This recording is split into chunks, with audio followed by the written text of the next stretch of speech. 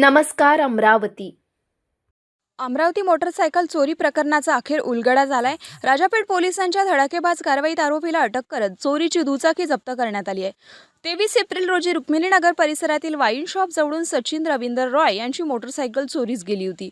या प्रकरणी राजापेठ पोलीस स्टेशनमध्ये तक्रार दाखल होताच पोलिसांनी तपासाची चक्रे वेगाने फिरवली. दरम्यान राजापेठ टीव्ही पथकाला गुप्त माहिती मिळाल्यानंतर गोपालनगर आदर्शनगर परिसरातील विशाल उर्फ आकाश रवींद्र कंटाळे याला ताब्यात घेण्यात आले.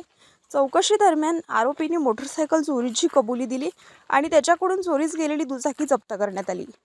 पोलिसांनी सुमारे 25,000 रुपये किमतीची मोटरसायकल हस्तगत केली आहे.